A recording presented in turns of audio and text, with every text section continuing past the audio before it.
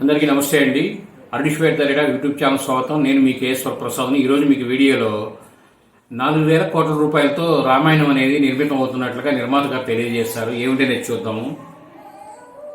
దేశంలో అత్యధిక బడ్జెట్తో తెరకెక్కించిన చిత్రంగా రామాయణం నిలవనుందని, దీని పెట్టుబడి 4,000 కోట్లతో రామాయణం మూవీ తీస్తున్నామని నిర్మాత గారు నమిత్ మల్హోత్రా గారు తెలియజేశారు.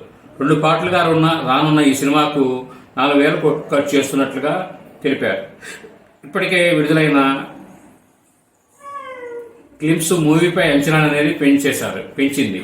కాగా పార్ట్ 1 2026 దీపావళికి, పార్ట్ 2 2027 దీపావళికి రిలీజ్ కానున్నాయని IMDb ప్రకారం భారీ బడ్జెట్ చిత్రాలుగా ఫస్ట్లో కల్కి చిత్రం అనేది ₹600 కోట్ల పెట్టుబడి అయిందని, RRR అనే చిత్రానికి ₹550 కోట్లు పెట్టుబడిగా ఉన్నాయని, వాటి అగ్రగణ్యంలో ఈ రామాయణం అనేది చేరుతుంది. ₹2,000 పెట్టుబడి ఒక పార్టీకి అనేది ఖర్చు చేస్తున్నారు వారు. దానికి ఎంత క్వాలిటీ అనేది ఎంత వస్తుంది అనేది మనం చూద్దాం అందరం. రామాయణం అనేది మహాగ్రంథం అండి, మనందరికీ ప్రియమైన గ్రంథం. ఆ రామాయణం గురించి తీయడం అనేది మన అదృష్టం. ఈ వీడియో మీరు పూర్తిగా చూసుకున్న ధన్యవాదాలు. మేము మరిన్ని వీడియోలు చేయడం కోసం లైక్ చేయండి, షేర్ చేయండి, తప్పకుండా సబ్స్క్రైబ్ చేసుకోండి. మీరంతా థ్యాంక్ యూ.